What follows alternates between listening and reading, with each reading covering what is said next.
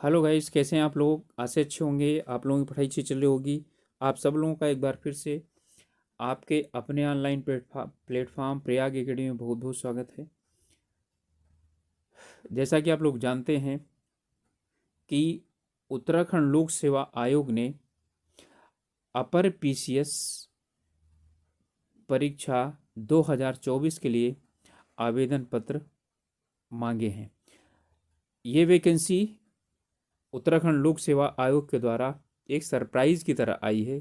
लोगों को इसकी आशा नहीं थी कि इतना जल्दी आ जाएगी, क्योंकि अभी जो पीसीएस की भर्ती है 21 वाली, उसका रिजल्ट आया है। मेंस का इंटरव्यू का रिजल्ट अभी जो है, इंटरव्यू अभी नहीं प्रारंभ हुए हैं।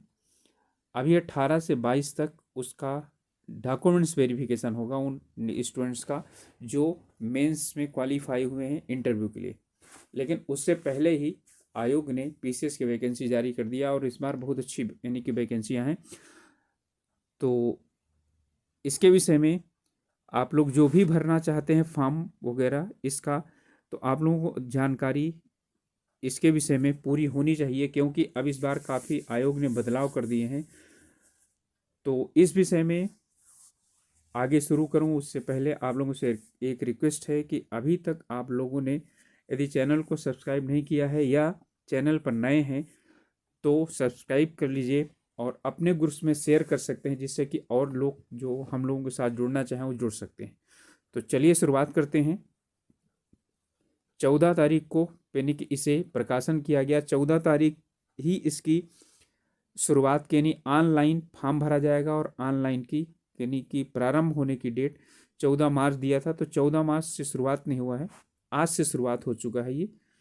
तो आज से इसका फॉर्म भरा जाना शुरुआत हो गया है, ऑनलाइन फॉर्म भरा जाना है और 3 अप्रैल इसके लिए अंतिम तिथि है। लास्ट डेट 3 अप्रैल है।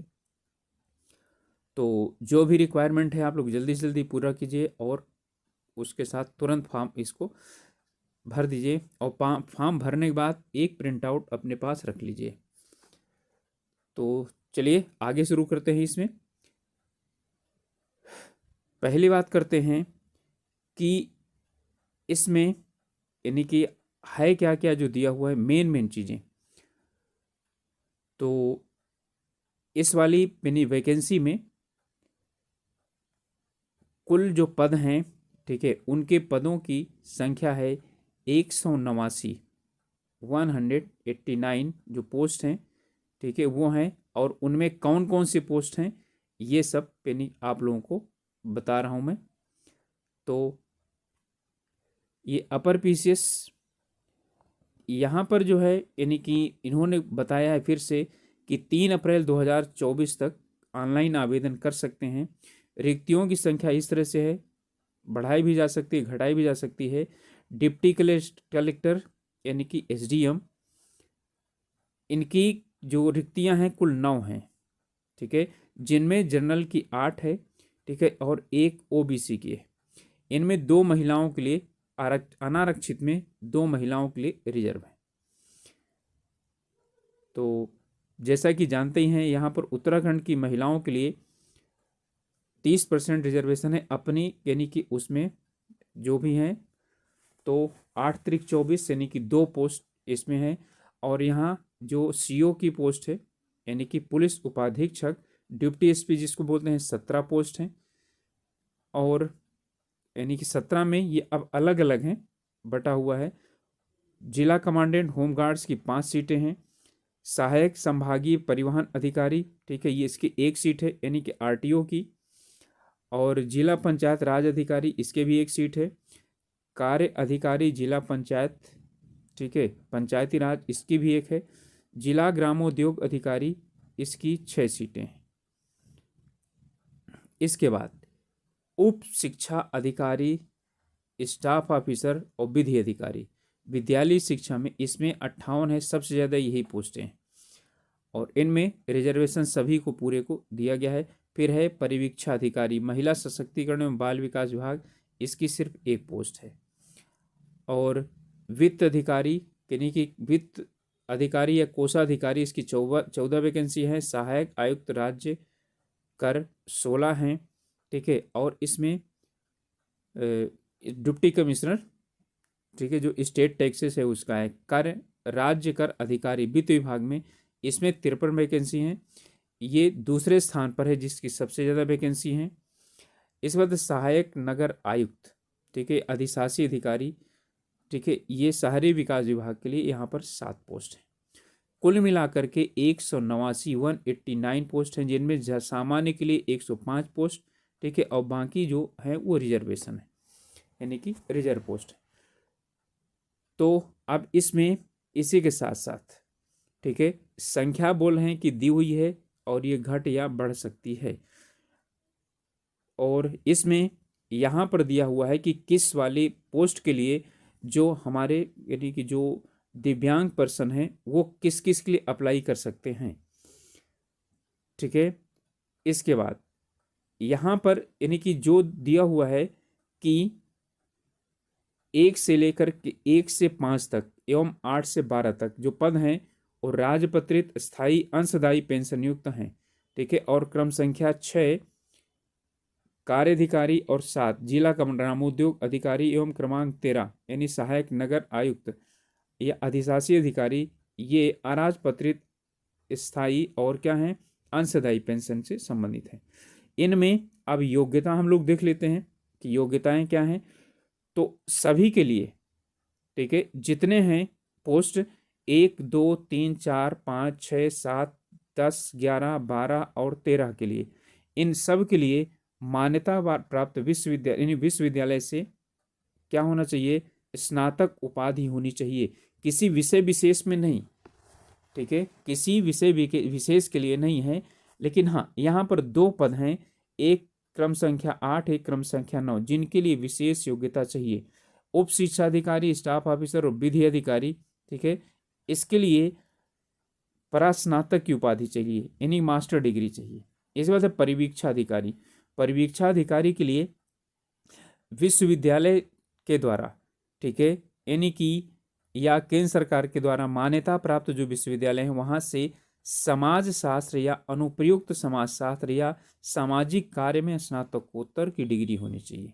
ये इनके लिए विशेष योग्यताएं हैं और ये अधिमानी योग्यताएं हैं। अधिमानी योग्यताएं का मतलब होता है कि यानी कि इसके लिए यदि कई कुछ कंडीशन आते हैं जबकि सबके बराबर अंक हो जाते हैं, ठीक है, तो उन कंडीशन में या ये योग्यता यदि जिनके पास होगी उसे ज़्यादा वरीयता दी जाएगी, ठीक है। तो इसमें 2 वर्ष प्रादेशिक सेवा में यानी टेरिटोरियल आर्मी में सर्विस किया हो या एनसीसी का भी प्रमाण पत्र उसके पास हो तब। और इसके बाद यानी बाकी और जो हैं यानी 1 2 10 11 और 12 के लिए, और 3 4 5 7 8 9 13 के लिए इसमें यह है कि इसमें भी है यदि जो है ना सेना का प्रादेशिक टेरिटोरियल आर्मी में 2 वर्ष का अनुभव या एनसीसी का बी या सी प्रमाण पत्र हो तो उसे अधिमानी योग्यता मानी जाएगी।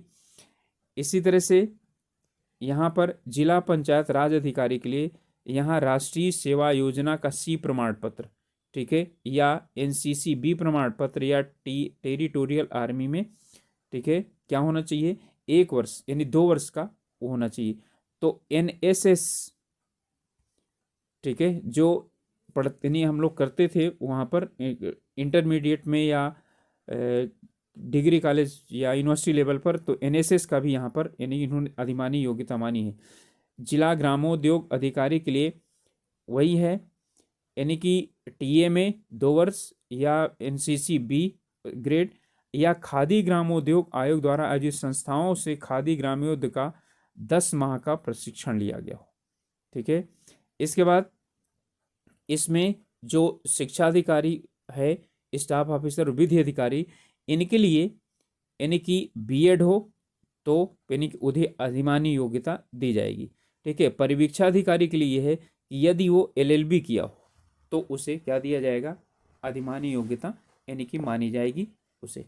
इसके बाद है कुछ शारीरिक मापदंड भी हैं, जैसे कि यानी कि मुख्य रूप से 2 आएंगे, जैसे पुलिस उपाधीक्षक और होमगार्ड्स उसके लिए।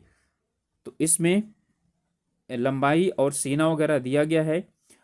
इसके बाद कमांडेंट के लिए भी दिया गया है और इसमें जो है यानी कि जो आरक्षित श्रेणी के लोग हैं उनको आयु में छूट दी गई है। ठीक है, और इसमें हम देखते हैं कि 8वां वाला है कि आयु कितनी होनी चाहिए। ध्यान दीजिएगा, 1 जुलाई 2024 को 42 वर्ष की होनी चाहिए, अर्थात 1 जुलाई 2003 के बाद का और 2 जुलाई, ठीक है, 2 जुलाई 1982 के पहले का नहीं होना चाहिए। और आरक्षण वालों को छूट दी जाएगी इसमें। इसके बाद कई और भी दिए गए हैं आरक्षण, सिर्फ उत्तराखंड के स्थायी निवासियों के लिए मिलेगा।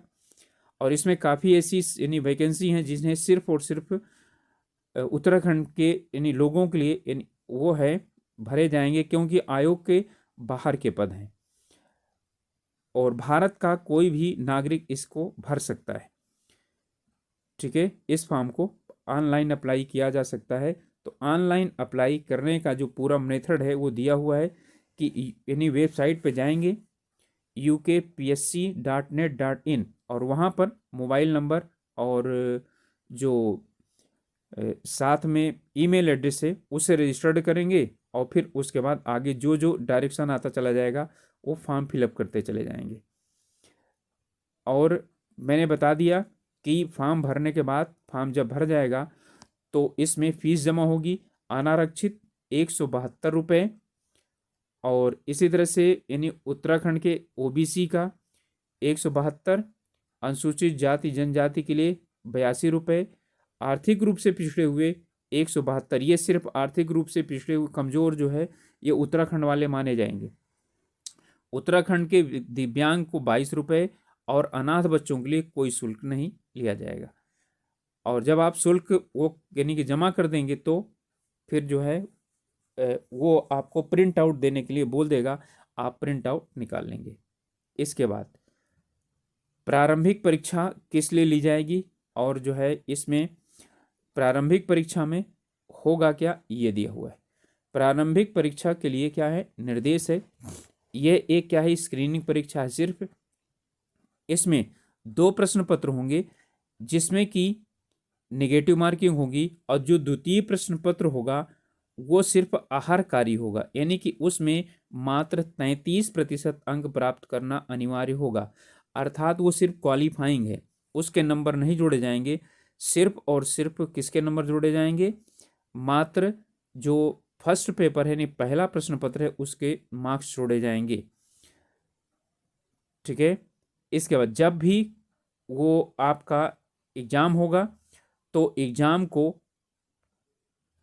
आयोग अपनी वेबसाइट, एग्जाम डेट को अपनी वेबसाइट पर वो करेगा, डिस्प्ले करेगा।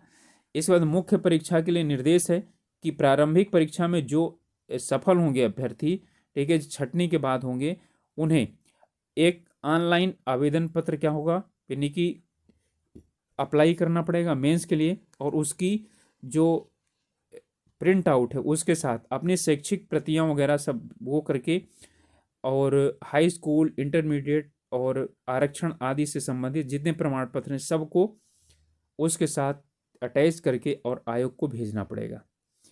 ठीक है, तो इसमें जाति प्रमाण पत्र वगैरह सभी चीज। और मुख्य परीक्षा के लिए 250 रुपये, सामान्य अभ्यर्थी के लिए 250, और आर्थिक रूप से कमजोर वर्ग के अभ्यर्थियों के लिए और ओबीसी के लिए 150 रुपये, और अनुसूचित जाति जनजाति के लिए 100 रुपये। ठीक है, दिव्यांग और अनाथ बच्चों के लिए कोई भी शुल्क नहीं लिया जाएगा, ये होगा सिर्फ और सिर्फ मेंस के लिए। ओके, अब जो है यानी कि इसके बाद जो मुख्य परीक्षा है वो समझ लीजिए।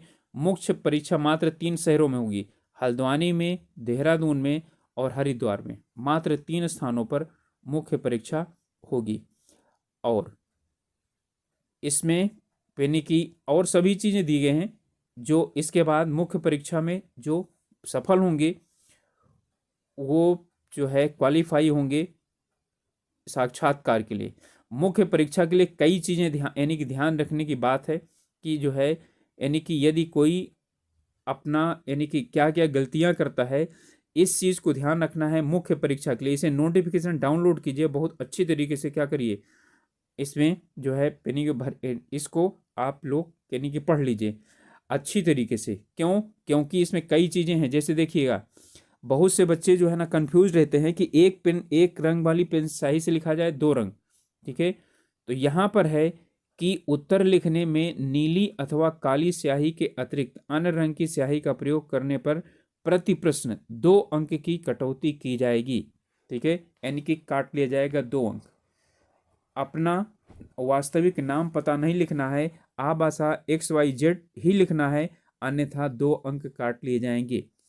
कहीं पर भी जो है यदि आप अनुक्रमांक या कोई अपील करते हुए नजर आते हैं तो उसमें 5 अंक काट लिए जाएंगे। इसी तरह से कई जो है इसमें आपको जो है क्या बोलते हैं डायरेक्शन दिए गए हैं जिन्हें आपको जानना जरूरी है, ठीक है। चलिए, अब इसके बाद इसमें जो मुख्य रूप से यानी कि जो अब आप लोगों को दिया गया है वो अब यहाँ पर आया है कि इसको प्री जो परीक्षा है, प्रारंभिक परीक्षा, वो किन किन शहरों में होगी, ठीक है। वो लगभग जो है 27 शहरों में होगी। उत्तराखंड के 27 शहरों में सभी प्रमुख प्रमुख शहर जो है इसके अंतर्गत आ जाते हैं। तो अपने नज़दीक का कोई भी सेंटर क्या कर सकते हैं, चुन सकते हैं जो उत्तराखंड के लोग हैं। तो इसमें सब दिया गया है। हाँ, लिखित परीक्षा सिर्फ 3 जगह होगी, देहरादून, हल्द्वानी और हरिद्वार में, ठीक है। अब हम लोग देखते हैं कि प्री परीक्षा में और मेंस परीक्षा का जो सिलेबस है ये सब किसके अंतर्गत आता है और है क्या इसमें। तो ये परीक्षा 3 स्तर पर होगी। प्रारंभिक परीक्षा, मुख्य परीक्षा जो लिखित प्रकार की होगी, और साक्षात्कार। प्रारंभिक परीक्षा में 2 प्रश्न पत्र होंगे। प्रथम प्रश्न पत्र सामान्य अध्ययन 150 प्रश्न, 150 नंबर का, और 2 घंटे का प्रश्न पत्र होगा ऑब्जेक्टिव टाइप। और द्वितीय प्रश्न पर सामान्य बुद्धिमत्ता परीक्षण 100 प्रश्न होंगे, 1.5 अंक का एक प्रश्न होगा, 150 का होगा, कुल 300 का। लेकिन जो दूसरा वाला है ये मात्र क्या होगा, ये क्वालिफाइंग होगा। मेरिट किस में बनेगी, पहले प्रश्न पत्र में बनेगी, ठीक है। इसलिए और इसमें निगेटिव मार्किंग 1/4 होगी, याद रखिएगा। निगेटिव दोनों में निगेटिव मार्किंग 1/4 होगी। सेकेंड पेपर में मात्र 33% आपको मार्क्स लाना है पास होने के लिए। यानी कि जो है आपके यदि 33% नंबर नहीं आया तो आपका फर्स्ट पेपर चेक नहीं होगा। इसका मतलब है सबसे पहले सभी का सेकंड पेपर चेक होता है, जो क्वालिफाई होते हैं उन्हीं का ही फर्स्ट पेपर चेक होता है। फिर इसके बाद आता है मेंस का। अब मेंस में इन्होंने 8 पेपर कर दिए हैं। मेंस में 8 पेपर कर दिए हैं। इसमें पहला प्रश्न पत्र है सामान्य हिंदी का, 3 घंटे का है, 150 अंक का। निबंध का दूसरा प्रश्न पत्र 150 नंबर का। सामान्य अध्ययन फर्स्ट, इसमें भारतीय विरासत, संस्कृति, विश्व का इतिहास, भूगोल और समाज, ये 200 अंक का होगा। ये सब लिखित होंगे यानी डिस्क्रिप्टिव टाइप होंगे जिनमें आपको लिखना पड़ेगा, ऑब्जेक्टिव नहीं होंगे कोई सा भी। सेकंड में आएगा शासन व्यवस्था, संविधान, शासन प्रणाली, सामाजिक न्याय और जो है इसमें अंतर्राष्ट्रीय संबंध, ठीक है। एक तरह से पूरा पॉलिटी से संबंधित है ये आपका चौथा पेपर है और ये 200 अंक का। प्रौद्योगिकी यानी तीसरा जो प्रश्न पत्र होगा, ठीक है। इसमें हमारा जीएस का जो तीसरा प्रश्न पत्र होगा, प्रौद्योगिकी, आर्थिक विकास, जैव विविधता यानी कि विज्ञान एवं प्रौद्योगिकी, पर्यावरण सुरक्षा, आपदा प्रबंधन, ये भी 200 अंक का होगा और 3 घंटे का प्रश्न पत्र होगा। इसके बाद सामान्य अध्ययन का चौथा आता है सत्य, नीति शास्त्र, सत्यनिष्ठा और अभिरुचि। इसमें इन्होंने मात्र और मात्र अब नीति शास्त्र रख दिया है। पहले इसमें मैथमेटिक्स भी रहता था, गणित भी रहता था, गणित को हटा दिया। ये भी 200 अंक का होगा। इसके बाद जो 5वां पेपर और 6वां पेपर है, ये दोनों इन्होंने नया बदलाव किया है।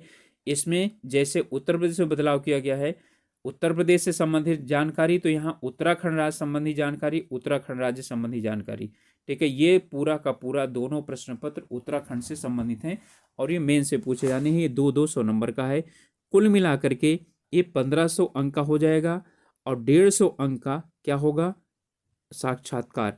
कुल 1650 अंकों का इसमें यानी कि आपके प्रश्न पत्र होंगे, यानी कि परीक्षा होगी, जिसे हम बोलते हैं मेंस, जिसमें सिलेक्शन होता है।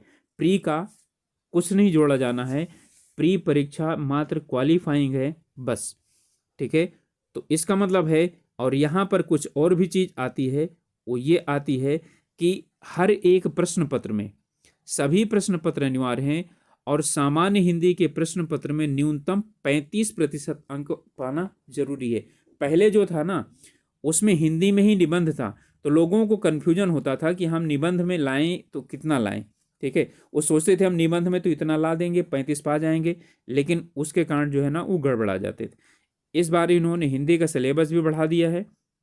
ठीक है, तो इसमें अब हम सिर्फ और सिर्फ प्री की अभी बात करेंगे, मेंस का जो है वो अलग ही है।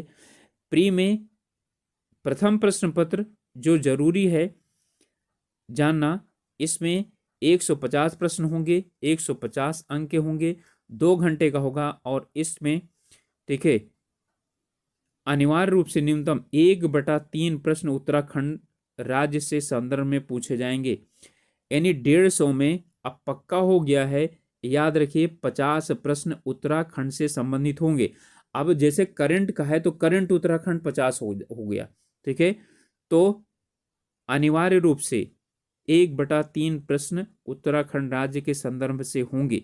मतलब आप समझ जाइए उत्तराखंड का क्या हो गया, वेटेज बढ़ा दिया गया है। ठीक है, तो इसमें भारत का इतिहास, संस्कृति और राष्ट्रीय आंदोलन, ठीक है, यहां से आएगा। अब आगे इतना ज्यादा मैं उतना आप लोगों को पढ़ करके नहीं बताऊंगा। प्रागैतिहासिक काल, मौर्य काल, गुप्त काल, उत्तर गुप्त काल, ठीक है, भारत में इस्लाम का आगमन, मुगल साम्राज्य, यूरोपियन का आगमन और भारत के वायसराय। ठीक है, और इसी में आता है न्यायिक सुधार और सामाजिक एवं न्याय प्रणाली 1858 के बाद। फिर है भारत में राष्ट्रवाद का विकास, राष्ट्रीय आंदोलन का उदय। फिर है राष्ट्रीय कांग्रेस, प्रथम विश्व युद्ध, राष्ट्रीय आंदोलन, भारत सरकार अधिनियम 1935, उत्तराखंड का इतिहास एवं संस्कृत। अब इसी में उत्तराखंड का इतिहास एवं संस्कृत इसके साथ जोड़ दिया गया, क्योंकि इतिहास का पोर्शन है तो ये सब उत्तराखंड से संबंधित है। इसके बाद यूनिट 2 में आएगा भारत एवं विश्व का भूगोल, और इसी के साथ साथ उत्तराखंड का भूगोल भी इसी में आ जाएगा। तो भारत का भूगोल और उत्तराखंड का भूगोल और विश्व का भूगोल। ठीक है, इसके बाद राज्य व्यवस्था। राज्य व्यवस्था में राष्ट्रीय और फिर इसके बाद हमारा उत्तराखंड का राज्य व्यवस्था आएगी। ठीक है, तो ये सभी चीजें राज्य व्यवस्था के अंतर्गत आएंगी, जिनमें अधिकतर हम संविधान में पढ़ते हैं तो संविधान में नहीं होंगे, संविधान के अलावा है। ठीक है, इसमें कई चीजें यानी कि वो आएंगी, कई योजनाएं आती हैं इसी के अंतर्गत जो जारी की गई हैं।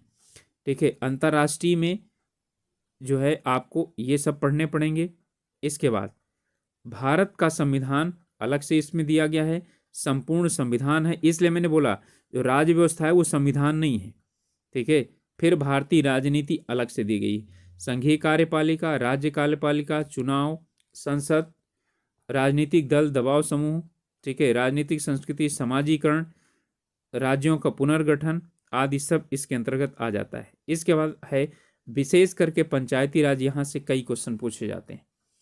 राज्य वित्त आयोग, स्थानीय निकायों का अधिकार, 73वां 74वां संविधान संशोधन। ठीक है, और इसमें इसके बाद आता है लोक नीति। ठीक है, सुशासन, भ्रष्टाचार, सूचना का अधिकार, शिक्षा का अधिकार, सेवा का अधिकार आदि संबंधित पहलू। इसके बाद है अधिकारों संबंधी मुद्दे। अधिकार अलग से दिए गए हैं, मौलिक अधिकार, नागरिक अधिकार संरक्षण 55, अनुसूचित जाति जनजाति अल्पसंख्यक, महिला और बाल यानी कि बालक, बुजुर्गों संबंधी जो अधिकार हैं वो संबंधित पहलू, यानी इनसे संबंधित पहलू है। उत्तराखंड राज्य की राज्य व्यवस्था काफी बड़ा इसमें यानी कि ब्रॉड ये यानी थर्ड वाला है। लगता है सरल है लेकिन काफी ज्यादा है। इसके बाद है यूनिट 4, आर्थिक एवं सामाजिक विकास राष्ट्रीय, ठीक है, इसके अंतर्गत आता है। तो इसमें आर्थिक और सामाजिक विकास के अंतर्गत गरीबी, बेरोजगारी, जनगणना, बजट, ठीक है, आर्थिक नीतियां राष्ट्र की, भारतीय अर्थव्यवस्था की विशेषताएं, कर सुधार, आय, कृषि, बीमा। अब इसके बाद आता है अंतर्राष्ट्रीय, जो है यानी कि मुद्दे संगठन, यानी अंतर्राष्ट्रीय, तो अंतर्राष्ट्रीय संगठन जो हैं वो आ जाते हैं। इसके बाद है विदेशी मुद्रा अधिनियम, पूंजी प्रवाह और मानव प्रौद्योगिकी, पारिभाषिक शब्दावलियां संबंधित अन्य पहलू, और साथ में क्या है उत्तराखंड, उत्तराखंड से संबंधित जो अर्थव्यवस्था है सभी चीजें इसमें, जनगणना, मानव विकास सूचकांक आदि सभी चीजें क्या है इसके अंतर्गत आ जाती हैं। पर्यटन, ठीक है, व्यापार, प्राकृतिक संसाधन, सब चीजें। यूनिट 5 में सामान्य विज्ञान एवं प्रौद्योगिकी, ठीक है, इसमें सामान्य विज्ञान से संबंधित प्रश्न आएंगे, ना कि जो है ना विशेष विज्ञान से।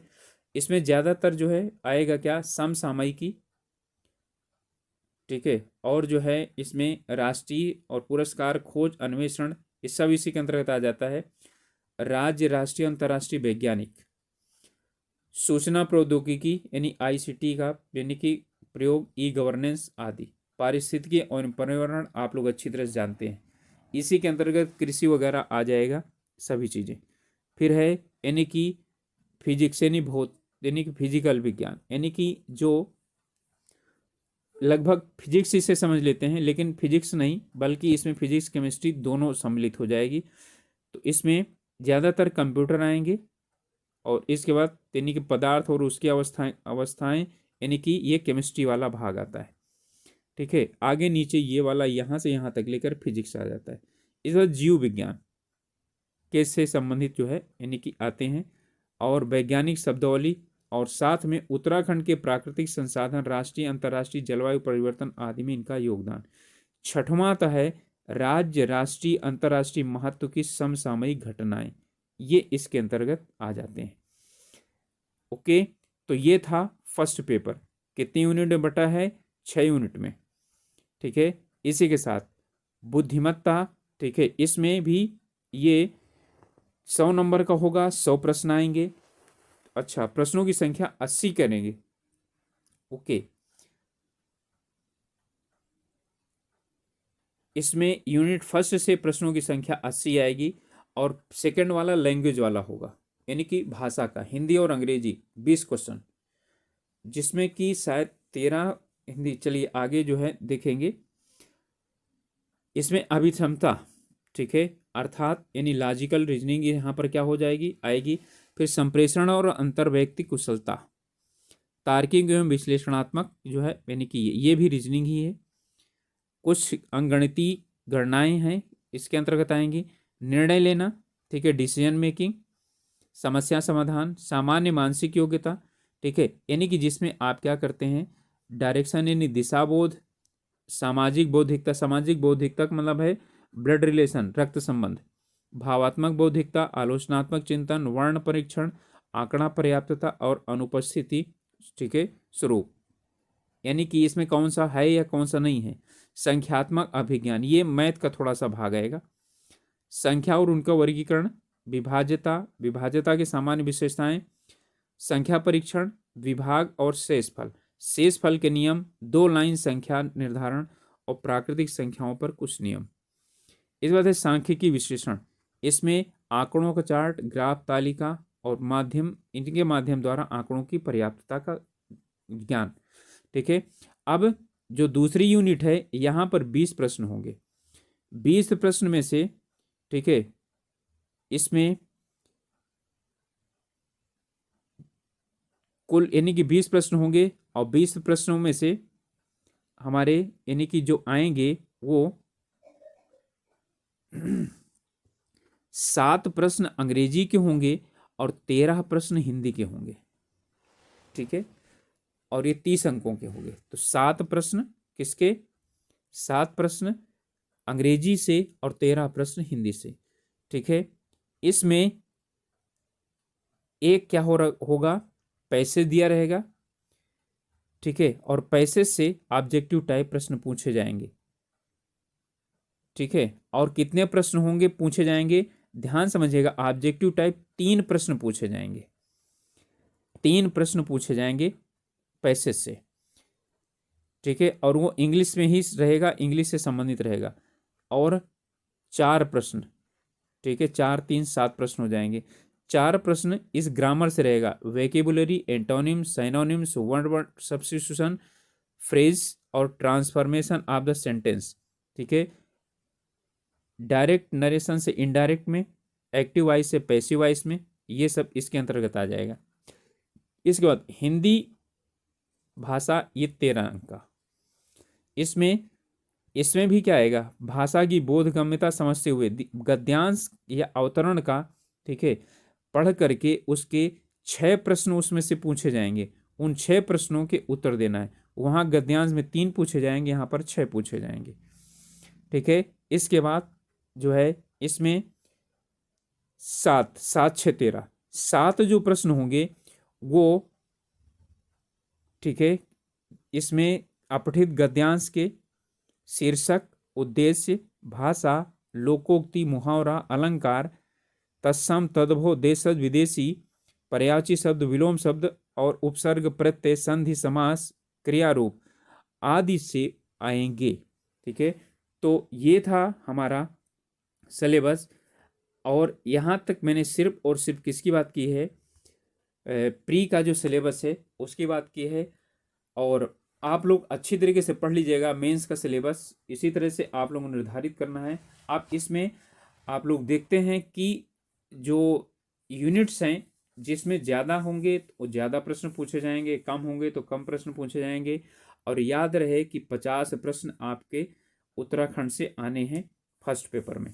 ठीक है, तो आप लोगों से रिक्वेस्ट है कि आप लोगों ने यदि समझ लिया है, आप लोगों को ये समझ में नहीं आएगा कि क्या पढ़ना है, कैसे पढ़ना है, ठीक है, तो ये आप लोग बता दीजिएगा। इस पे अलग अलग फिर पॉइंट पर, यानी कि वो टॉपिक पर वो आप लोगों को उपलब्ध करवा दिया जाएगा।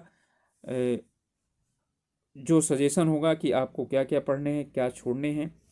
और यदि मेंस में समझ में नहीं आएगा तो बता दीजिएगा, मेंस के बिल्कुल ब्रीफली दिया हुआ है। आप लोग इंग्लिश और हिंदी दोनों मीडियम में दिया हुआ है। और बस उसमें ध्यान रखिएगा कि हिंदी वाले में जो हिंदी 150 नंबर का है उसका 35%, 35 अंक नहीं, 35%। ठीक है, तो 35% अंक पाना जरूरी है क्वालिफाई होने के लिए, नहीं तो फिर आपकी बाकी कॉपियां चेक नहीं होंगी। ठीक है, ओके। तो एक बार फिर से आप लोगों से रिक्वेस्ट है कि चैनल में नए हैं अथवा अभी तक चैनल को सब्सक्राइब नहीं किए हैं तो प्लीज़ चैनल को सब्सक्राइब कर लीजिए। और इसी तरह की जानकारियाँ और जो है स्टडी मटेरियल आप लोगों को हेल्पफुल जो है उपलब्ध कराया जाता रहता है, जिससे आप लोगों की यदि हम लोग यानी कुछ भी मदद कर सकें तो बहुत अच्छा समझेंगे। ओके, मिलेंगे अगले वीडियो में, तब तक के लिए ऑल द बेस्ट।